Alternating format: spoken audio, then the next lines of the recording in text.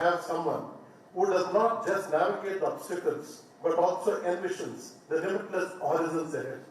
Honorable Finance Ministers accepted the invitations, and their presence here to share their insight on path forward is a source of immense pride and anticipation for all of us, and its particulars of our Honorable Minister is not merely a ceremonial gesture, but a substantial endorsement that breathes new life into our initiative to introduce the Revenue Bar Association, an institution steeped in history and excellence. The Revenue Bar Association was founded on February 20th, 1963 by visionary legal luminaries whose name echoes with respect and admiration in our halls of justice.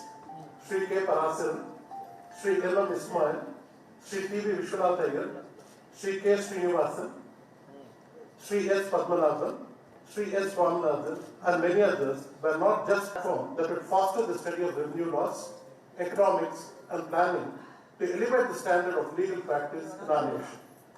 These founding fathers envisioned an association that would uphold the rule of law, champion justice, and cultivate a community of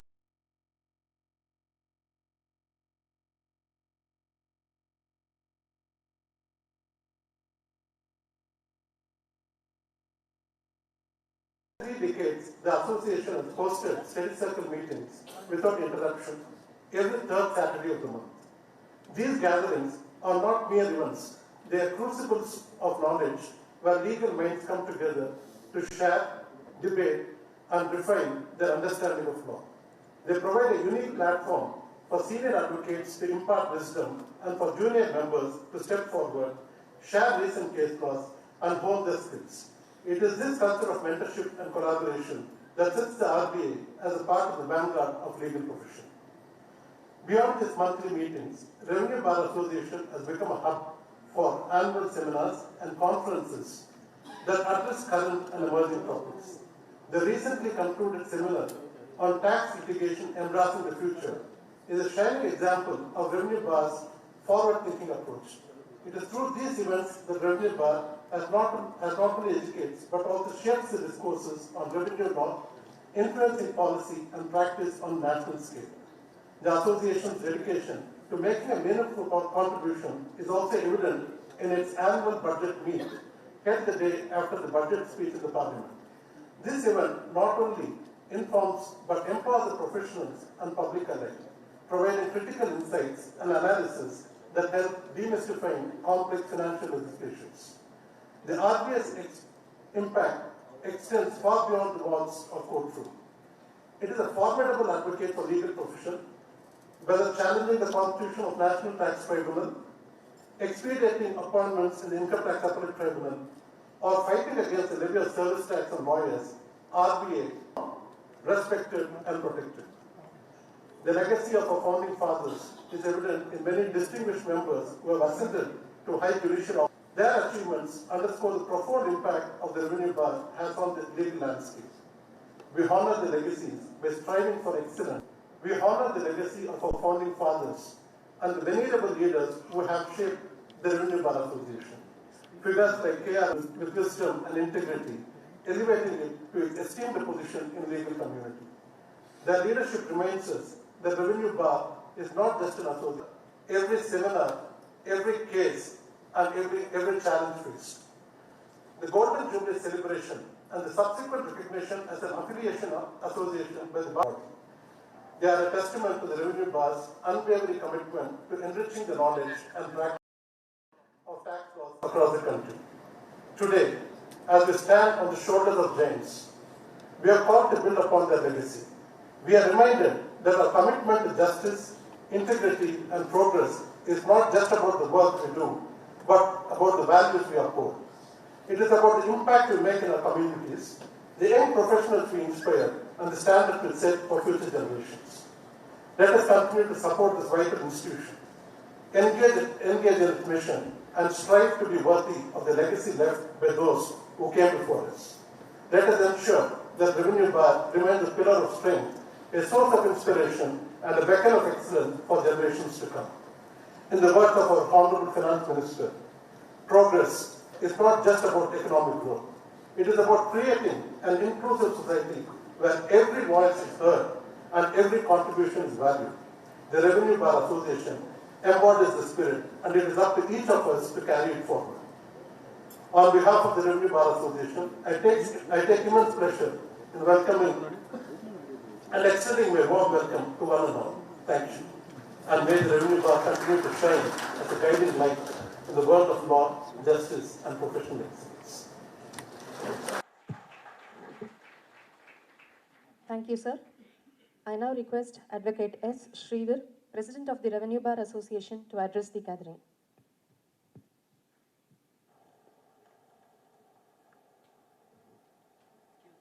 Good morning to everyone.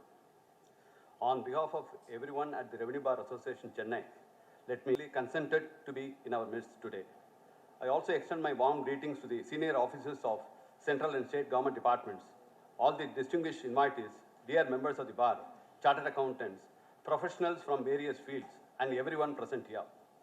It is indeed a great honor for me to stand before you today on behalf of RBA Chennai. RBA has committed itself to provide support to the measure body of professionals. We strive to further the causes that the government intends to achieve in the economic sphere. While we understand that it is customary to present with a on this note, I would like to express our sincere appreciation for the Budget 24-25, which is a visionary roadmap that aims to propel our country forward in aspects of fiscal stability. The Parliament, the Honorable Finance Minister has stated that the priorities of the budget will bring us closer to the goal of Viksit Bharat and farmers. We at the RBA aspire to contribute to this endeavor of the Ministry of Finance, especially by way of assisting in the swift and quick resolution of Viswas Scheme 2020 and 2024 is a significant step towards resolving the disputes and consequently reducing the backlogs. We extend our amicable and swift settlement of disputes. We'll also dedicate our efforts to the gathering feedback from the participants and stakeholders to identify areas of practical difficulty. Another area of focus that government had identified has been digital transformation, and this portrays the forward-thinking approach the country is taking. The RBA is embracing this broader legal community as well. By leveraging digital tools, we can enhance the efficiency, transparency, accessibility of the taxpayer-related services. We will continue to invest in training programs to ensure that our members are well equipped to navigate the digital landscape, thereby bridging the digital divide that exists by offering resources, thus contributing to the government's vision to digitally empowered India. We are fully committed to support the efforts taken to enhance the tax compliance, and we recognize that foundation of a robust economy lies in the trust between the taxpayers and government. In this context, things aimed at creating discussions and dialogue with our members, CAs, as well as the broader taxpaying community about the constant evolution of the legal landscape. Importantly, the simplification of tax laws has been a decades-long demand of taxpayers and professionals alike taken towards this cause. On behalf of RBA, I am making this request in front of the best of brains in Chennai, seated here, to Honorable Finance Minister to include representative of this bar in the tax system that is transparent, fair, and conducive to ease of doing business, thereby fostering and improving dialogue with the taxpayer, organizing events and meetings that will collaboratively arrive at solutions. Year 1960, by the then may arise and guiding public opinion in the country, keep themselves posted, fully up to date, and with regard to the trends of the laws, so that they can give the ordinary man the right type of advice. On this note, before I conclude, I would like to reiterate the RBA's commitment to playing its part in the national endeavor for economic growth by leveraging our collective expertise to support the government's initiatives and to ensure their successful implementation. We would work together to create a tax environment which is conducive to growth, innovation, and our nation. Reforms undertaken, and like everyone else present here, I am eagerly looking forward to the Honorable Finance Minister's address today. Thank you. My colleagues at the bar, chartered accountants, other professionals, media personnel, ladies and gentlemen, it is my distinct honor committee as I extend a warm welcome with an academic background that includes a bachelor's in art degree in economics from Sita Lakshmi Ramaswamy College, Tiruchirappalli in 1984. Madam's intellectual foundation has been a key pillar in her approach to public service. Madam Finance Minister began and with BBC World Service in London and moved on to a distinguished role in the corporate world and subsequently found her true calling in the service to our nation. The political career of Madam under the Make in India initiative, and this promoted the domestic industry base. In 2019, under the visionary Minister of India and the Minister of Corporate Affairs, and she remains one of the longest serving finance ministers to serve in that role. We believe this is a strong precedent for many women to take up such leadership roles with Madam as a role model. India became the first illustration of how Madam Finance Minister has shaped our economy in a positive manner since assuming office. Madam featured in the Forbes 2022 list of world's most powerful women. Fortune named her as the most powerful woman in India. This shows the inspiration that Madam is to the youth of the country. Madam Finance Minister has also won the Business Reformer of the Year award at the Economic Times Awards for Corporate Excellence 2021. Since assuming office, including task force. Through it all, Madam had remained steadfast statement of intent, a declaration of challenges. Through a combination of financial support, policy reforms and structural changes, Madam ensured that India's infrastructure. Recognizing this, Madam will inclusion, fostering innovation and stimulating economic growth. Madam's emphasis on digital a more attractive destination for global investment. In Madam's illustrious career, our esteemed guest has demonstrated a profound understanding of the complex dynamics that drive our economy. Inclusivity, ensuring that the benefits of development reach every corner of our society. Under her stewardship, the Union Budget has not only Union Budget 24-25 stands as a testament to Madam's visionary approach. The budget is a blueprint capital expenditure, particularly in infrastructure. Recognizing that infrastructure development is critical to accelerating economic growth, the budget allocates substantial funds to sectors such as roads, railways, and urban development. These investments are not just about building infrastructure. They are about creating for a socio-economic empowerment of women, and this budget reflects Madam's commitment to the cause. The budget allocates substantial funds for innovating women's representation in key economic sectors. These measures are not just about promoting gender equality, they are about unlocking the future potential of half the population, thereby driving economic growth and social progress. Budget 2024-25 further introduces progressive taxation reforms employed and simplifying the tax equitable and business friendly, benefiting both individuals and businesses. By streamlining the tax system, making it more transparent, Madam is not only boosting government revenues, but also creating a more conducive environment for economic growth and implementation of policies and laws that emanate from the Ministry of Finance. The Revenue Bar Association, with its rich tradition of legal excellence, stands ready to support the government's efforts in crafting policies that are not only economic path forward. I am 24-25. The government's economic vision is what has brought us here, eager to learn more. In conclusion, it is with great respect and Shri Narendra Modi have been pivotal in shaping the India through challenges future. Ladies and gentlemen, join me. Samyukta Bhanushekar to present a shawl and felicitate the Honorable Finance Minister.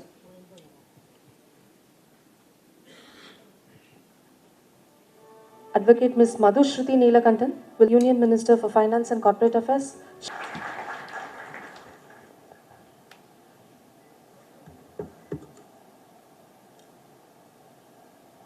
Sri Sridhar of the Revenue Bar Association of Chennai, Vice President Mr. D. Anand, Chairman of this organizing committee, Station T. Vasudevan, for inviting me and also asking me to talk about what are my insight and also looking forward to taking India further towards Vikasit Bharat. I first appreciate this Revenue Bar Association. You've had a very checkered beginning. Recall of the names who were the founding list as to what is the kind of beginning and leadership that you have been associated with. The very two names, besides the others, which invoke great respect, not only just in Tamil Nadu, but all over, is of Justice retired M.M. Ismail, late Justice retired M.M. Ismail, and also Sri Parasaran. These are not names.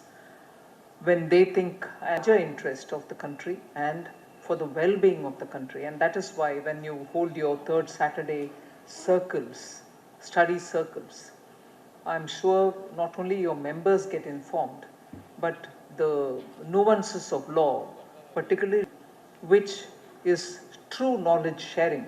Not only are the professionals better informed, but sometimes I've heard even learned judges say that some arguments placed by some learned counsels are so revealing. So it is not just a contribution to its own other arms and tools with which cases are understood and decided upon. And therefore the role that you have, cases that you've taken, appellate tribunals, or also the recent tribunal, the GST related tribunal, and is very significant.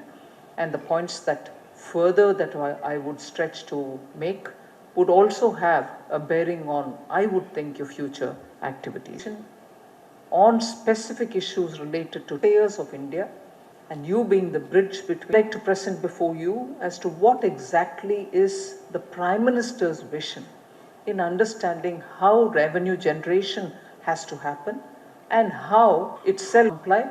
And I will state this fact again: revenue is the last consideration with which every budget set of meetings happen. You might think I'm not saying the truth, but this is the hard truth I'd like to put before you. Yes, we need to raise revenue. And during the budget consultations that I've had, several of them happen with the department, several of them happen with the Prime Minister's office and Prime Minister himself. Revenue raising comes later, simplifying and easing compliance on the taxpayer comes first. I repeat that. And if that is the approach Honorable Prime Minister has taken, and in my tenure, I can actually even speak about the tenure of my predecessors between 2014 and 19. But we did see how much of effort at the ground level happened in order to bring a one nation, one taxation GST during 2014 and 19. And after 19, even with the teething problems, how the entire process is being carried forward should stand as a testament to what Prime Minister Modi clearly puts before the country, that it is respectful of the federal system structure, has to be respected and taken together if you want to have a taxation system where revenue generation happens without pain on the taxpayers, but revenue generation happens in order that both the center and the states can work together, both in developmental activities and also in widening the tax base, to which every day improvements will have to happen. And that's exactly the spirit with which we work in order that there's a lot of friction in the relationship. I will completely deny that. And I'll speak about how we'll have conscious that when he goes back to his own constituency, he should be able to answer people that we are not, extracting revenue and of the state. Is more to see how evasion can be avoided or targeted, simplifying it so government it can be brought down, we will bring it down. And that's the spirit with which I think ideally we should be working. And therefore, revenue, you're here to probably listen to the address and see what best you can contribute towards making, taxation simple, and this announcement made in the budget. I'll straight come to that. Widely available in the digital platforms. You should be available in the social media to explain nuances in taxation. Because today social media has become a big, platform, a marketplace where ideas are thrown in, ideas are taken of taxes, about the various interpretations which are happening. and about the ways in which a particular tax can be viewed or tax or in law. Tax or in law. Now, who Bar Association, I'm not going to define what is the revenue neutral rate. You all know it. But today, we've not kept it there only. Revenue neutral 15.3, so let it be there. No, we've not left it there. It's actually at 12.2% as of 2023. Meaning we could be earning more. But again, right at the beginning, I'll this. My pet peeve is there's just a lot of narrative. Oh, GST has come and burdened our lives. Because of GST, every item I'm, burdening. This opportunity to, when I'm speaking to your Revenue Bar Association,